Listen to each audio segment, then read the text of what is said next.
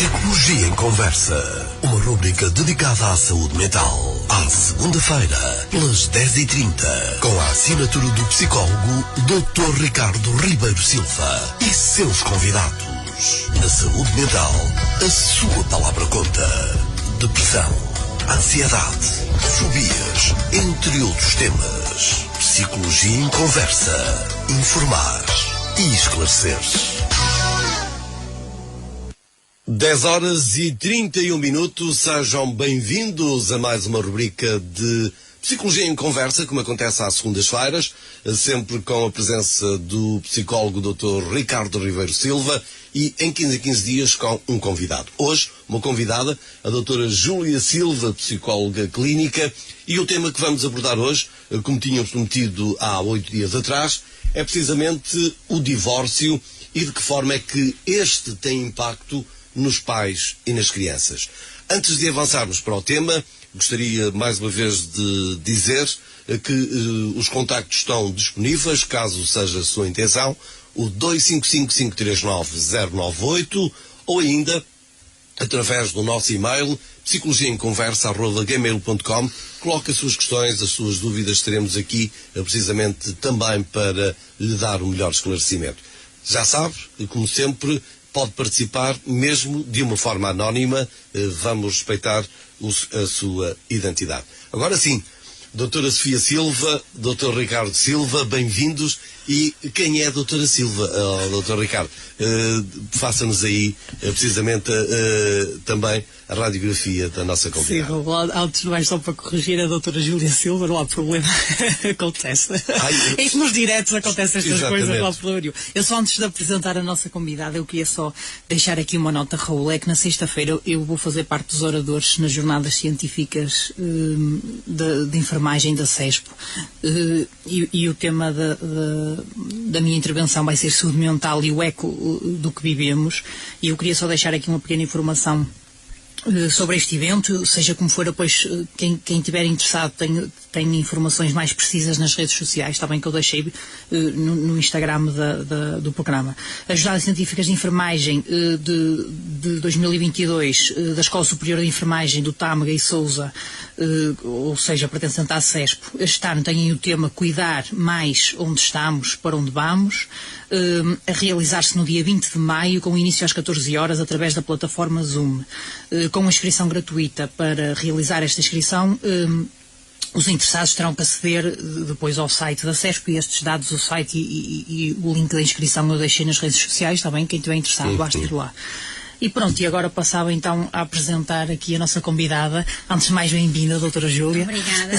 E passava a apresentar então a doutora Júlia, que é mestre em Psicologia da Justiça e do Comportamento Desviante, especializada em Psicologia Clínica da Saúde e em Psicoterapia, especializada também em Terapia de Casal e Familiar.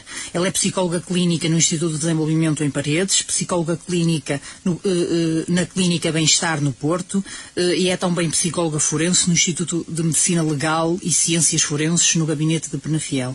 E hoje vem-nos aqui, Raul, falar um bocadinho sobre o divórcio e todas as implicações relacionadas com o divórcio, e eu de certo deixava-lhe já aqui uma pergunta, doutora Júlia, que é: o que é que nós podemos então dizer sobre o divórcio? Então, bom dia a todos. Antes de mais, queria agradecer ao Dr. Ricardo pelo convite, ao Raul e à Rádio Marcoense. Bom, o divórcio é uma separação, não é? Pode ser uma separação do casal, não é? Quando existe só o casal, ou uma separação da família quando existe a família. E é um processo de transição que é complexo, que leva a imensas mudanças e que nem sempre é esperado por um dos elementos do casal. O que nós sabemos, e tendo em conta os efeitos da pandemia, é que os dados do ano passado mostram-nos que em Portugal o rácio de divórcios por 100 casamentos foi de 91,5%, o que é imenso e tem vindo a aumentar ao longo destes anos. E sabemos também que o divórcio aumenta quando existem filhos de um casamento anterior, ou quando há um segundo ou um terceiro casamento. No entanto, nem tudo é mau. Nós sabemos que é possível superar o divórcio, que as crianças de pais divorciados têm tanto sucesso como as que não têm pais divorciados. E claro, nós na área da psicologia psicologia trabalhamos muito esta questão, porque muitas das vezes as pessoas procuram-nos nestes momentos de transição que são muito estressantes. Sim. E estas percentagens assustadoras, doutora Júlia, porque são realmente bastante elevadas, levam-nos depois aqui assim, algumas questões, que é, por exemplo, nós conseguimos nomear motivos que levam ao divórcio? Porquê disto acontecer? Os motivos variam muito de pessoa para pessoa e de casal para casal, não é? Porque nós, apesar de sermos um casal, temos a nossa individualidade e as nossas características, e nem todos os casais se separam pelos mesmos motivos, não é? Sabemos que a pandemia foi um dos motivos, não é? Que levou a este aumento.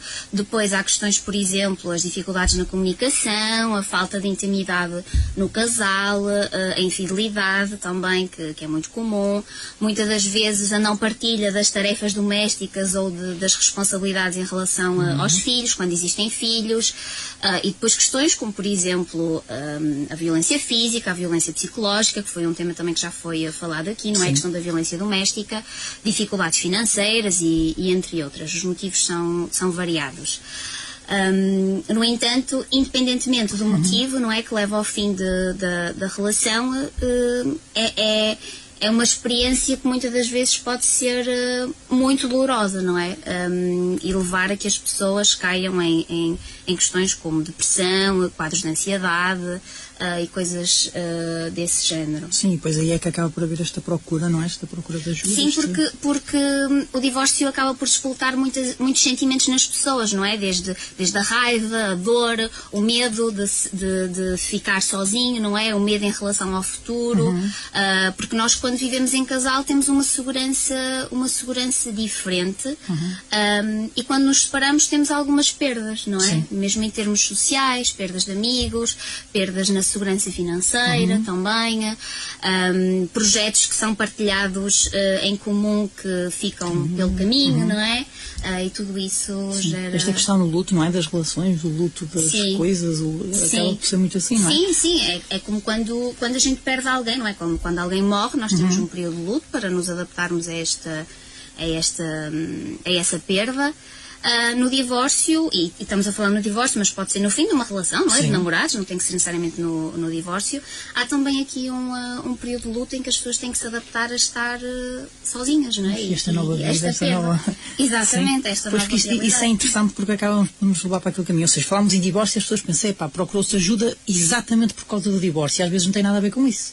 Ou seja, às vezes é por fatores que o divórcio influenciou, não é? Sim. Ou que gerou, não é? Sim, exatamente. Até porque há espaços que a gente ocupava em conjunto que depois deixa de os ocupar.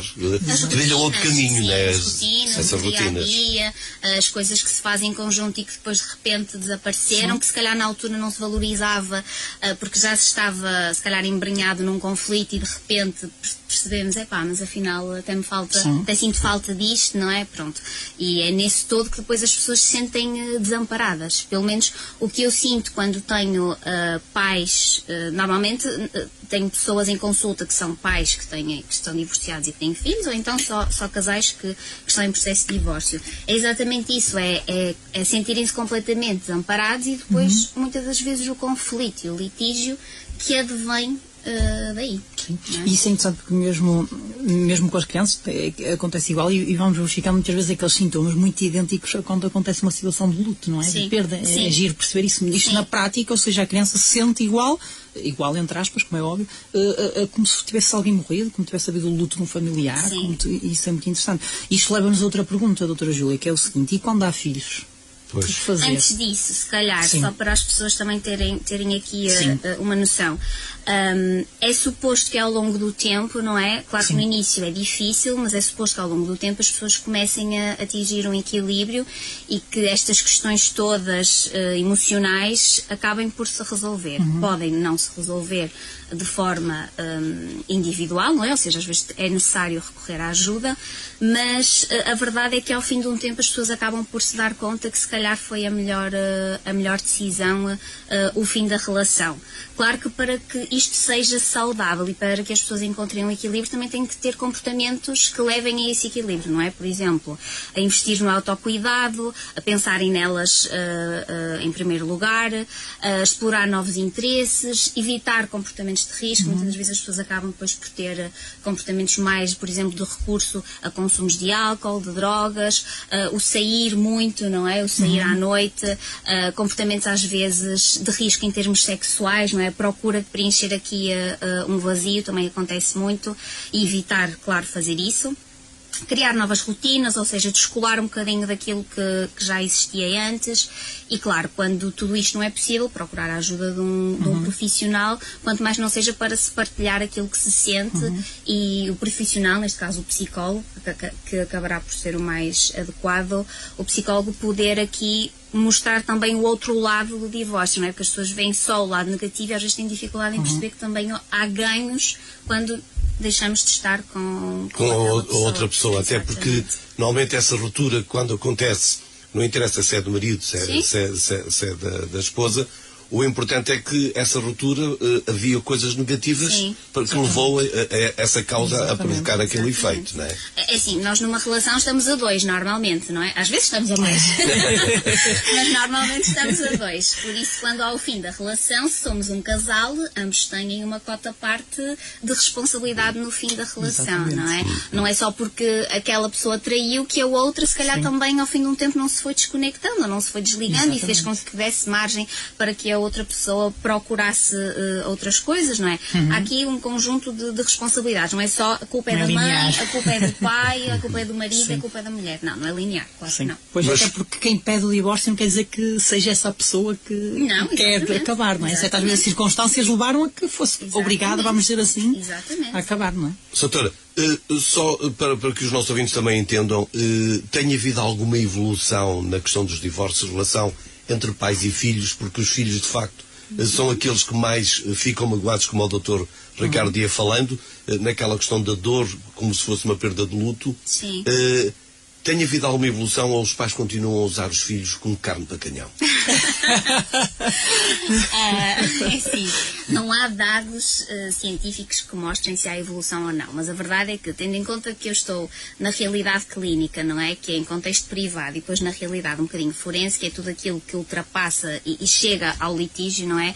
A verdade é que é constante e as pessoas não separam aquilo que é conjugalidade da parentalidade, não é? Esquecem-se muitas das vezes dessa questão. E os miúdos, seja crianças, adolescentes, são metidos no meio da história e dos conflitos dos pais. Parece que não os amam com essa circunstância. Quando eles dão tudo por eles, mas depois nessa circunstância parece que esquecem o amor. O divórcio, a forma como os adultos, vamos dizer assim, veem as coisas, é difícil deles conseguirem interpretar muito a criança. Aquela situação, por exemplo, que acontece muitas vezes, que é, por exemplo, a criança é apanhada de surpresa, não é? No meio do divórcio, e os pais querem que rapidamente a criança reaja e assuma que pronto, faz parte e é normal. Quando para eles às vezes é um processo de 2 anos, de 3 anos, sei lá, meses, e para a criança, que eles acham que aquilo já é óbvio, mas que para a criança não é? E de repente, pumba, aquilo aconteceu de repente. É quase como acontece aquelas mortes de, olha, a pessoa não estava doente, não tinha nada, de repente foi atropelado, morreu, não é? Sim. É assim, eu acho que a grande parte das crianças e dos jovens dão-se conta que a relação dos pais acaba por ser disfuncional ao longo do tempo, não é? Das duas, uma, ou porque há muito conflito, ou porque não há comunicação, não há interação, e as crianças apercebem-se disso, os jovens então ainda mais, não é? E isso faz com que eles, quando é comunicado, não é, o fim da relação, apesar de não quererem que os pais se divorciem, seja uma coisa minimamente expectável, não é? Há poucos casais, conto pelos dedos das mãos, os que têm em consulta que se conseguem entender, não é? Ou seja, os que se conseguem entender foi os que efetivamente tiveram um fim equilibrado e que as crianças não estariam à espera. No geral, há sempre muito conflito e as crianças sabem sempre ou têm a noção de que as coisas não estão bem. Não estão bem. Sim. E será que podemos dizer aqui, doutora Júlia, que a idade tem alguma influência? Há questões que sofrem esta influência da idade? Sim. Antes disso, só uma questão que eu considero que é importante se calhar partilhar aqui, é que no momento, não é? Nesta fase inicial falamos um bocadinho do casal, não é? Quando há filhos, há aqui questões um bocadinho diferentes, não é? Porque quando é só o casal e não há filhos, as pessoas não precisam de se ver mais na vida, digamos assim. Quando há filhos, não há um distanciamento total da outra pessoa, não há um afastamento total, ou seja, nós temos sempre que manter um mínimo de contacto, quanto mais não seja por causa dos nossos filhos, com a outra pessoa com quem estávamos numa relação. Por isso, aí passa a ser um bocadinho mais complexo. No entanto, as pessoas quando decidem divorciar-se, é importante que comuniquem em conjunto à criança, ao adolescente, e que abram espaço para que seja um momento em que efetivamente a criança pode fazer perguntas, pode expressar as suas emoções, e uma coisa que eu acho que os pais se esquecem é que muitas das vezes entram nos detalhes todos do que é que levou ao fim da relação, e isso não é importante para as crianças. Não, pelo contrário. Sim, pelo contrário, não é? Ou seja, muitas das vezes estamos aqui a denegrir ou a colocar já alguns aspectos mais negativos num dos elementos do casal, não é porque a culpa é do pai, ou porque a culpa é da mãe que fez isto, ou do pai que fez aquilo, pronto, então convém explicar efetivamente que há o fim da relação, mas não entrar em detalhes que não são importantes para a criança, e deixar sempre claro que o fim da relação dos pais, não é? E o amor que acabou entre os pais não é o fim do amor para com a criança. Sim, porque muitas das vezes, e principalmente os mais pequeninos, pensam, ok, se a mãe e o pai deixaram de gostar um do outro, também podem deixar de gostar de mim, não é? Exatamente. Então, nessa questão, preciso ter algum e por isso é que, normalmente, as pessoas que mais rapidamente se apercebem, às vezes, de um mal-estar num casal entre filhos, normalmente é a professora da escola, porque é com quem convive, e a professora acaba por conhecer os comportamentos e inclusivamente até a forma do estudo, que houve ali um grande desequilíbrio perante a criança, não é? Sim, aliás, nós quando temos pais em consulta, não é? Eu falo muito da consulta porque nós no Instituto de Desenvolvimento, que é um dos sítios onde eu trabalho, criamos a consulta especializada em situações de divórcio, e acabo por ter muitos pais que me procuram nesse sentido. E então o que acontece é que muitas das vezes eu questiono os pais se eles têm notado algumas alterações na criança. Eles não notam, mas têm sempre que ir buscar informação ao contexto escolar, falar sempre com a professora, porque muitas das vezes estas alterações manifestam-se no contexto escolar, não é? Seja em termos emocionais, em termos comportamentais, um aumento de birras, comportamentos mais agressivos, ou dificuldades em termos de estudo, ou de baixo rendimento académico. Então não podemos ficar só pelo que dizem os pais, não é? Doutora Júlia, infelizmente o nosso tempo ele passa, que é uma coisa louca. E então, eu só para tentarmos aqui perceber, assim... Vamos avançar. Exatamente, assim muito rapidamente eu questionava aqui assim, o que é que podemos fazer, como é que podemos ajudar, o que é que há aqui, nós, quando eu digo nós, todos os pais, o que é que podem fazer aqui para trazer aqui algo de útil e que ajude os seus filhos nestas situações? Bom, é assim, em primeiro lugar, é importante que consigam conviver minimamente um com o outro. E quando eu digo conviver, é conseguir comunicar tudo o que esteja relacionado com os filhos, não é?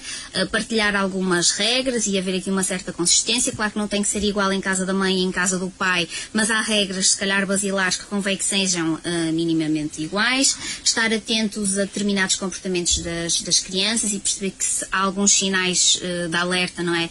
Podem fazer com que os pais percebam que a criança não está a reagir bem a esta separação, não é? Por exemplo, nas mais pequeninas, quando há regressão de comportamentos, deixam de dormir sozinhos, por exemplo, já faziam o controlo dos esfíncteres e já não fazem, já voltam a usar a fralda, questões desse género, depressões, ansiedades, também nos miúdos mais crescidos, comportamentos também mais de risco, que acaba por acontecer nos adolescentes, e evitar, no fundo, o conflito, que é a parte mais difícil, é isso que faz com que as pessoas nos procurem. E claro, quando percebem que não conseguem, têm mesmo que procurar a ajuda de um profissional, seja para consulta individual, tanto dos pais como das crianças, seja, por exemplo, terapia de casal. A terapia de casal não é só feita quando estamos em casal, mas sim quando estamos a pensar também em divorciar-nos. O terapeuta acaba por ter aqui um papel que ajuda na comunicação entre o casal, não é? Ou entre o casal que está a pensar separar-se. Muitas das vezes também a intervenção em termos de promoção de competências parentais, se calhar algumas estratégias para os pais porem em prática, como comunicar com os filhos, como comunicar com outro progenitor. Isso pode ser tudo feito em consulta. Eu acho que isso é de veras importante, até porque se as crianças se aperceberem que os pais comunicam, que se falam, a criança acaba por não fazer um jogo duplo perante os dois, não é? Sim. Sim, porque a criança depois pode ter tendência a aliar-se a um dos progenitores, porque também tem ganhos com isso, não é? Isso não quer dizer que seja visto com maldade, nem que a criança tenha um mau fundo, é mesmo porque...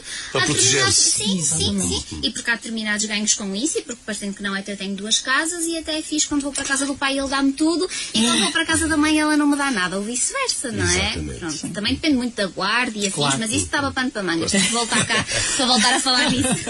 Mas até importante, nós percebemos também aqui, doutora Júlia, ou seja, quando há filhos, isto depois do divórcio, não é? Ou seja, quando há filhos é impossível haver aqui um distanciamento total entre os progenitores, não é? E era importante também passarmos um bocadinho esta ideia às pessoas, como é que as pessoas devem fazer para gerir esta relação com o outro progenitor, isto de modo a também não se prejudiquem quer a eles, quer à criança, não é?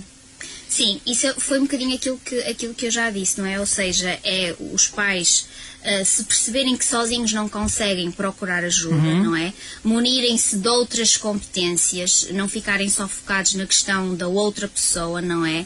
Porque senão efetivamente aí nunca vai haver desligamento nenhum, vamos estar sempre focados na pessoa que perdemos, e procurar outros recursos, novas rotinas, novas atividades, novos interesses, e depois com a criança ter sempre este cuidado de evitar denegrir o outro e prejudicar e entrar num processo de alienação que é muito frequente. É assim, doutora Júlia, infelizmente havia aqui muitas coisas que eu e o Rolo gostávamos muito de perguntar, mas de certo passaríamos então às nossas questões, porque... A doutora já disse que vinha cá outra vez. Exatamente, portanto, as outras questões não vamos fazer depois, não é? Pronto, eu começava por fazer já aqui uma questão que nos foi colocada através do Facebook pela Lúcia, que diz o seguinte: porque é que o pai, quando arranja outra pessoa, já não é o mesmo pai com o filho e fica mais distante? Podemos levar isto como uma verdade, doutora Júlia? É assim, nada é uma verdade absoluta, não é? Mas esta questão é legítima e o que temos aqui também, se calhar, que desmistificar é que não é só o pai que pode ficar distante, também pode ser a mãe, não é? Às vezes parece que focamos sempre no pai, não é? Parece que os pais são sempre... É muito comum esta imagem do pai é o vilão. Sim, o pai é que fez as neiras, pronto. É assim, isto é muito... Não há aqui uma resposta clara para isto, não é? Porque isto depende muito da interpretação e do contexto do divórcio em si, não é? Vamos imaginar que estamos a falar de um pai que efetivamente arranjou outra pessoa e que a pessoa da qual se separou está a criar aqui um conflito muito grande e um litígio muito grande. Claro que inevitavelmente o pai vai acabar por se afastar e afasta-se da ex-mulher, não é? Neste caso, e do filho também, não é? Não é suposto que isso aconteça, mas muitas das vezes no meio deste conflito todo nós temos também que nos tentar proteger um bocadinho e às vezes a forma que temos é estar mais na retaguarda, não é? Claro. Agora, isto depende, na minha perspectiva, depende muito da situação em si, do tipo de separação, do contexto e do que está a acontecer nesta relação. Agora, só quero que fique, se calhar, claro para as pessoas que nos estão a ouvir, que não tem que ser necessariamente o pai, não é? Também pode acontecer no caso da mãe. Pronto, aproveitar para deixar aqui outra questão também colocada através do Facebook. Hoje as nossas questões foram todas colocadas através do Facebook. Esta pela Cristina, que diz o seguinte: em caso de divórcio, deverão os pais levar os filhos ao psicólogo em prol do superior interesse dos menores? Tudo depende se os pais notam alguma questão nos filhos ou não é? Se for um processo de divórcio equilibrado e saudável, pode não ser necessário. Agora, se for um processo em que está tudo uma confusão e o conflito é gigante, claro que sim, não é? E aqui não é só em prol do super interesse dos menores, também no interesse dos pais, não é? Exatamente. Porque se os pais levam os filhos ao psicólogo nestas situações é porque não estão a conseguir sozinhos dar a volta à situação. Exatamente. Porque o que é importante aqui é a família estar toda bem, sim, não é? Sim. Pais sim, e filhos. Exatamente, porque quando há esta separação estamos aqui a existir uma família e passa a haver uma reestruturação e a existir duas famílias. Duas ou três. Sim, ou três, não é? Mas é verdade. É verdade. É. E em muitos casos, quando são crianças que até no meio deste divórcio, muitos passam pouco tempo com um dos progenitores, porque ficam com os avós ou ficam com não sei quem, são quase 4 famílias, às vezes, não é? Com contextos muito diferentes. Eu deixava aqui outra questão também, que isso é até um bocadinho mais polémica, vamos dizer assim, que foi até duas, são duas questões, eu vou juntar certo aqui para ser mais fácil. Foram colocadas pela Palmira, que dizem o seguinte: deveria haver um prazo legal para o chamado luto, tal como acontece, por exemplo, com a morte de um familiar muito próximo, 5 dias justificados para se ausentar do trabalho, e juntava a outra questão, que é o seguinte: que passos para ajudar neste processo de divórcio, que acabou já por ser um bocadinho falado aqui, não é? Sim, os passos não vou responder, porque já falamos um bocadinho sobre isso e depois acabo por não ter tempo para anterior, mas foi um bocadinho o que eu já disse ao longo do programa. Em relação a esta questão do luto, é um bocadinho polémica esta questão, é engraçada. É verdade que tem que existir um luto da relação. Agora, se tem que existir um prazo legal, fico na dúvida, porque mesmo este prazo que temos para a morte de determinados familiares não é o suficiente para nós fazermos um luto, não é? E o luto é muito subjetivo. Aquilo que para mim é a minha dor e o meu sofrimento pode não ser a tua, pode não ser a do Raul, e eu posso precisar de 1 ano para fazer o luto de uma perda e outra pessoa pode precisar só de 6 meses, não é?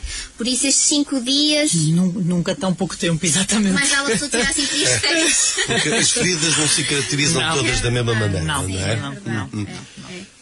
Nós estamos mesmo no final deste espaço da nossa rubrica. Eu quero agradecer muito à doutora Júlia Silva, à psicóloga clínica, que nos veio trazer um tema tão importante na atualidade, que é o divórcio, infelizmente. Antes eles não existissem, que era sinal que as famílias continuavam unidas e felizes. Ou não. Certo. Mas quando a gente, pelo menos o passo, quando avançam para o casamento, é sempre com os votos de felicidade. Até que a morte nos separe. Exatamente. E por isso é que mesmo temos aqui uma advogada que diz que no início do casamento é o meu bem, e depois nos divórcios vem e os meus bens. Exatamente. Passa o plural para o singular para o plural, não é? Por isso quero agradecer também ao Dr. Ricardo Ribeiro Silva, mais uma vez, por estar connosco.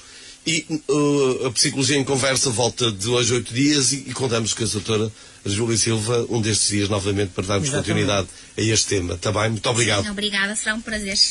Bom dia, até sempre. Psicologia em Conversa, uma rubrica dedicada à saúde mental. À segunda-feira, pelas 10h30, com a assinatura do psicólogo Dr. Ricardo Ribeiro Silva e seus convidados. Na saúde mental, a sua palavra conta. Depressão, ansiedade, fobias, entre outros temas. Psicologia em Conversa. Informar e esclarecer.